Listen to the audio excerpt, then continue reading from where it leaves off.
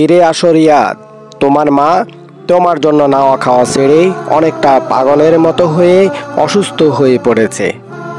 প্রিয় দর্শক, ছবিতে এখানে যাকে দেখছেন সে নোয়াখালী জেলা সদর উপজেলার ৩ নম্বর নোয়ান্ন ইউনিয়ন রামকৃষ্ণপুরের চমদারি সর্দার বাড়ির মৃত আবুল কাশেম মিয়ার প্রথম সন্তান রিয়াদ হোসেন।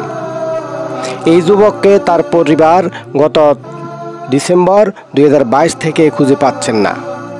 পরিবার সূত্রে নিখোঁজ রিয়াদ হোসেনের নিখোঁজের বিষয়টি জানিয়েছেন তার বড় বোন।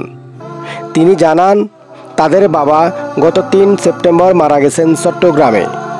বাবার মৃতদেহ চট্টগ্রামে বসবাস করা দ্বিতীয় মায়ের বাড়ি থেকে নিজ বাড়িতে নিয়ে এসে কাফন দাফন শেষ করে রিয়াদ হোসেন সেই যে ঢাকার নারায়ণগঞ্জে গিয়েছে, সেখান থেকে কিছুদিন যোগাযোগ থাকলেও তার সাথে পরবর্তীতে তাকে মোবাইলে সহ কোনোভাবেই খুঁজে পাচ্ছেন না। নিখোঁজের বোনেরা নিজেদের মতো করে ভাইয়ের খোঁজ খবর নিয়ে কোথাও না পেয়ে নোয়াখালীর সুদারাম থানায় সাধারণ ডায়েরি করেন।